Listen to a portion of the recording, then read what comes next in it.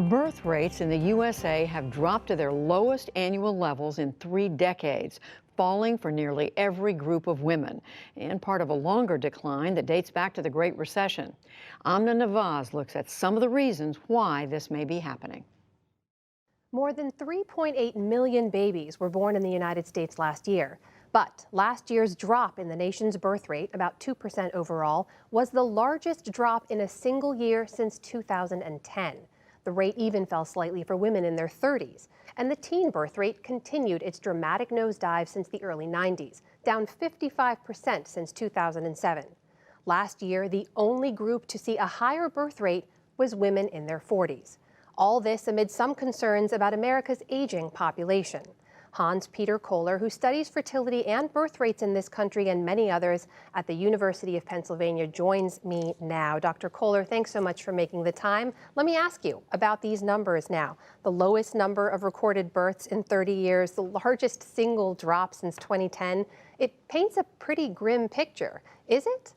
So this report is big news, and on the other hand, not all that surprising. So the U.S. stood out among high-income countries as one that had relatively high fertility. And the Great Recession changed that, and across many high-income countries, the recession resulted in declining fertility rates. The really surprising part is that we've now been quite some years through the recession, and unemployment rates is very low, and that trend hasn't changed. So these low fertility rates, despite relatively good economic conditions, are really surprising. I wouldn't argue that they're a disaster or particularly worrisome. I would argue that the U.S. demographics in general continue to be relatively healthy, at least compared to many other high-income countries. So let's talk about the economic anxiety part of this. Obviously, a lot of people point towards that as a theory why the birth rate declines. But as you mentioned, we're out of a recession now. So how do you look at these numbers? How do you explain this decline? So presumably a big part is driven by a delay of childbearing. So there have been big declines in teenage fertility rates, and that is good news because that presumably indicates a big decline in unintended or mistimed pregnancies. And across adult ages, that's presumably a delay of childbearing resulting from, on one hand, a desire to have children at later ages, often perhaps pressured by economic stress in early adulthood or high housing prices or desires to actually invest in child quality. And so these trends combined into a pattern where fertility and parenthood is going to be increasingly later. That's going to be across the board, and the U.S. shares this across many high-income countries. A lot of people sometimes float a theory about immigration playing a role in birth rates increasing or declining. Tell me about that. I don't think immigration has a big factor in this story. So immigrant fertility adjusts relatively quickly to the U.S. native fertility. And I don't think changes in immigration policy or immigration flows had a big contribution to these recent declines in total fertility rates. So Dr. Kohler, tell me about why we care so much about birth rate. Obviously, people will pay attention to these numbers. They'll note these declines. But what do the numbers say about the health or the trajectory of America right now?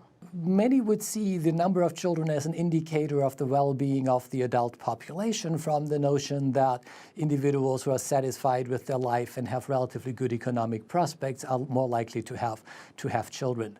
The other reason we care about this is that the children born today are obviously the workers 25 years down the road, and are retirees some 60, 70 years down the road. And so the number of births are going to shape the overall size and structure of the U.S. population, and that has a magnitude of implications on both the economic situation and social situation of the United States. So in the long term, if this trend persists, they're going to have profound implication. Any annual number of births probably has relatively small implications. So Dr. Kohler, you mentioned these numbers aren't terribly surprising to you. They're also not terribly worrisome right now. At what point do you start to get worried? Well, if we compare the U.S. to other high-income countries, we could see that fertility could drop a lot lower. So total fertility rates drop to rates like 1.2 in many Southern European countries. They're at these levels in South Korea, and we're at somewhat higher levels in Japan. So on one hand, there's quite a bit of possibility for further declines in fertility. And once we get to very low fertility, or what I have called lowest low fertility at some point, then the kind of implications of rapidly aging populations and possibly declining labor force become very difficult to manage through social policies. Dr. Hans-Peter Kohler at the University of Pennsylvania, thank you for your time. You're most welcome.